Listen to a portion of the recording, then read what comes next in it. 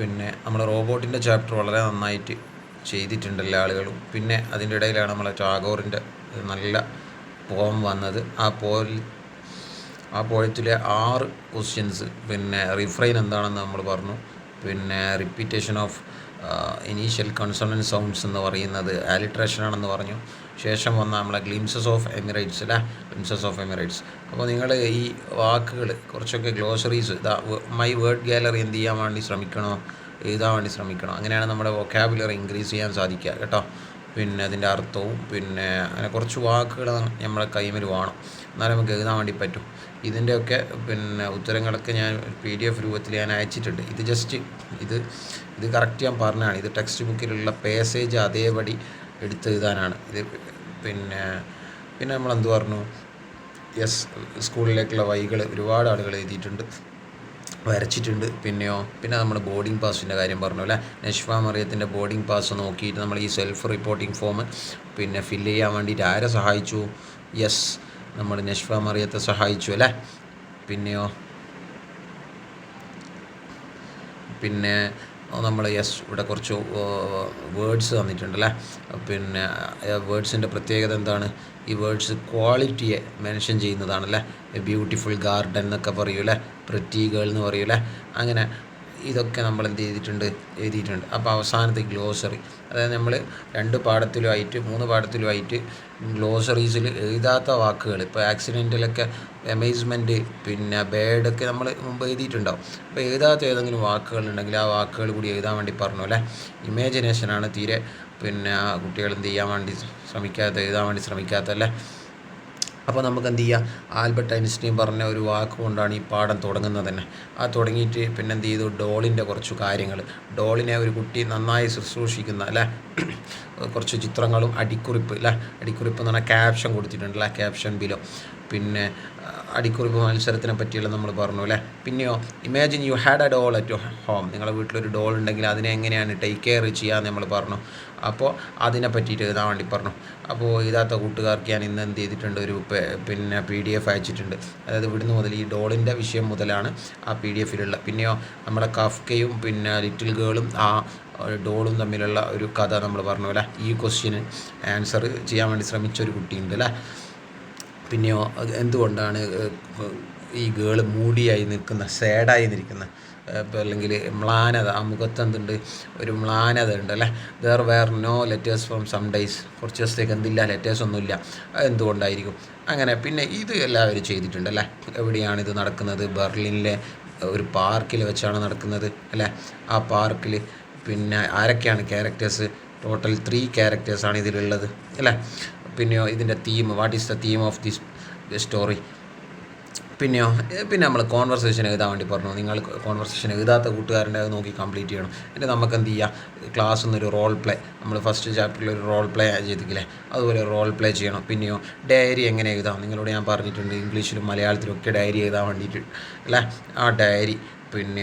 പിന്നെ ഇർമ, നമ്മളിവിടെ എന്ത് ചെയ്തു, ലിറ്റിൽ ഗേളിന് ഇർമ എന്നും പിന്നെ ഡോളിന് ലവി എന്നും പേരിട്ടല്ലേ. അങ്ങനെയാണെങ്കിൽ ഇർമക്ക് ഡോൾ അയച്ച കത്തിനുള്ള മറുപടി നമ്മളിവിടെ അയക്കാൻ വേണ്ടി ശ്രമിച്ചു അല്ലേ. ഇതെന്ത് ചെയ്യണോ, എഴുതാത്ത ആളുകൾക്ക് എഴുതണം. പിന്നെയോ ഇവിടെ വരെയാണ് പിന്നെ നമ്മൾ ആ PDFിൽ ഉത്തരങ്ങളുള്ള. ഇവിടുന്ന് അങ്ങോട്ടില്ല. എന്തുകൊണ്ടില്ല? ഇത് ജസ്റ്റ് സിമ്പിളാണ്. നമ്മൾ ഈ ഒരു പിന്നെ സൈക്കിൾ ഓടിക്കുന്ന ഈ കുട്ടീൻ്റെ ഒരു കാര്യങ്ങൾ പറഞ്ഞപ്പോൾ ഇവിടെ കുറച്ച് വാക്കുകളുണ്ടല്ലേ, കുഡ്, വുഡ്, പിന്നെ ഷുഡ്. അപ്പോൾ അത്തരം വാക്കുകൾ വരുന്ന വാക്കുകൾ കണ്ടെത്തിയിട്ട് ഇവിടെ എഴുതാൻ വേണ്ടി പറഞ്ഞു അല്ലേ. ഒന്നുമില്ല, എഴുതിക്കൂടെ?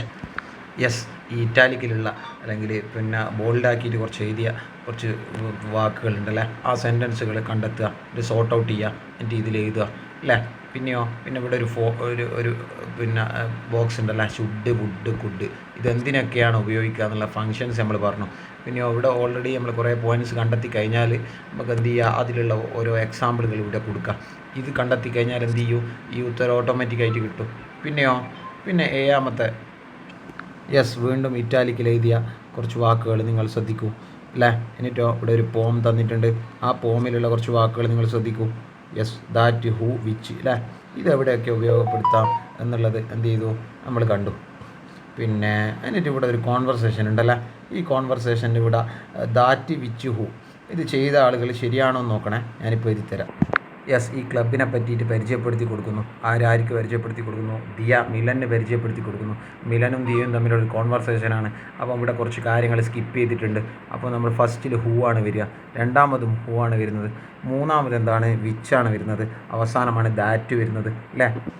നമ്മൾ കഴിഞ്ഞ ചാപ്റ്ററിൽ റിഫ്രൈനും ആലിട്രേഷനാണ് പറഞ്ഞതെങ്കിൽ ഈ ചാപ്റ്ററിൽ എന്തുണ്ട്? റൈമിങ് സ്കീം ഉണ്ട് അല്ലേ, റൈമിങ് വേർഡ്സ് ഉണ്ട്. റൈമിങ് വേർഡ്സ് മാത്രമല്ല, ആ റൈമിങ് വേർഡ്സ് എങ്ങനെയാണ് ഉള്ളതെന്നുള്ളത് ഉണ്ടല്ലേ, ഉണ്ടല്ലേ. അപ്പോൾ റൈമിങ് പാറ്റേൺ എങ്ങനെയാണ് റൈംസ് വന്നതെന്നുള്ളത് ഈ ഒരു 8 ക്വസ്റ്റ്യൻസ് നിങ്ങൾ ചെയ്യാൻ വേണ്ടി ശ്രമിക്കണം. നമുക്ക് നോക്കിയിട്ട് തരും. പിന്നെ ഒരു ഡിസ്ക്രിപ്ഷൻ ഉണ്ട്. എന്തിൻ്റെ ഡിസ്ക്രിപ്ഷന്? ഒരു നല്ല ഒരു സീനറി, നല്ല ഒരു ലാൻഡ്സ്കേപ്പ് വ്യൂ, ആ കുട്ടി കണ്ട കാഴ്ചകളെ പറ്റിയിട്ടൊരു ഡിസ്ക്രിപ്ഷൻ എഴുതാൻ വേണ്ടി ശ്രമിക്കണം അല്ലേ. ഇനിയോ നമ്മൾ ആ കുട്ടിയുടെ പിന്നെ ഡിസ്ക്രിപ്ഷനാണ് എഴുതിയത്. ഇനി നിങ്ങൾ വീട്ടിൻ്റെ മുകളിൽ കയറി നോക്കുക, അല്ലെങ്കിൽ നിങ്ങളെ വീട്ടിൻ്റെ മരത്തിൻ്റെയൊക്കെ മുകളിൽ കയറി നോക്കിയാൽ കാണുന്ന കാഴ്ചകൾ, നമ്മൾ കനകവലേൻ്റെ മേലെ നിന്നൊക്കെ നോക്കുമ്പോൾ നല്ല കാഴ്ചകൾ കാണാം അല്ലേ. പിന്നെ ഇവിടെ കുറച്ച് ലൈൻസ് തന്നിട്ടുണ്ട് പോയത്തിലുള്ള. അപ്പോൾ ഞാൻ നേരത്തെ പറഞ്ഞ പോലെ റൈംസ് എന്താണെന്ന് പറഞ്ഞിട്ടുണ്ട് അല്ലേ. പിന്നെ കുറച്ച് കഴിഞ്ഞപ്പോഴോ റൈമിൻ്റെ സ്കീം, അതായത് പാറ്റേൺ എന്താണെന്ന് പറഞ്ഞിട്ടുണ്ട് അല്ലേ. പിന്നെ നമ്മൾ നേരത്തെ പറഞ്ഞത് എന്താണ്? റിപ്പീറ്റേഷൻ ഓഫ് കോൺസണൻസ് ആണെങ്കിൽ ഇവിടെ റിപ്പീറ്റേഷൻ ഓഫ് വവൽസ് ആണ്. അതിന് പറയുന്ന പേരെന്താണ്? Assonance, also called vowel rhyme അല്ലേ.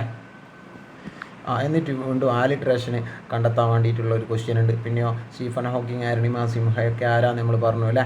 ഹെലൻ കെല്ലറിൻ്റെ കഥകൾ പഠിച്ചു അല്ലേ. ഹെലൻ കെല്ലറിനെ പറ്റിയിട്ടുള്ള ബുക്ക് നമ്മളെ ലൈബ്രറിയിലുണ്ട് എന്ന് പറഞ്ഞു അല്ലേ, അദ്ദേഹത്തിൻ്റെ ഓട്ടോബയോഗ്രഫി. പിന്നെ അവിടെ കുറച്ച് ക്വസ്റ്റ്യൻസ് ഉണ്ട് സൈഡിൽ, അത് നിങ്ങൾ എന്ത് ചെയ്യണം? ചെയ്യാൻ വേണ്ടി ശ്രമിക്കും. പിന്നെ നമ്മൾ ഫസ്റ്റ് ചാപ്റ്ററിൽ എന്ത് ചെയ്തിട്ടുണ്ട്? ഓർഡർ ആക്കിയിട്ടുണ്ട് ഇവൻറ്റ്സ് അല്ലേ. ഇതൊന്ന് ഇവൻറ്റ് ഓർഡർ ചെയ്യാൻ നോക്കണം. പിന്നെയോ നമ്മൾ പറഞ്ഞിട്ടുണ്ട് ഇത് മതിയോ ഈ ചാപ്റ്ററിൻ്റെ ടൈറ്റിൽ? നിങ്ങൾക്ക് വേറെ ഏതെങ്കിലും ടൈറ്റിൽസ് ഉണ്ടോ? ഇനിയോ പിന്നെ സീസണുകളെ പറ്റിയിട്ട് പറഞ്ഞിട്ടുണ്ട്. പിന്നെ നിങ്ങൾ ഗ്ലോസറി എഴുതിയിട്ടുണ്ടാകുമെന്ന് വിചാരിക്കുന്നത്. ഹെലൻ കെല്ലറിൻ്റെ അമ്മയായിട്ട് നടത്തേണ്ട ഒരു ഇൻ്റർവ്യൂ. പിന്നെയോ ഫോട്ടോഗ്രാഫ്സ് കളക്ട് ചെയ്തിട്ടൊരു ആൽബം, ഡിഫറെൻറ്റ് സീസൺസിൻ്റെ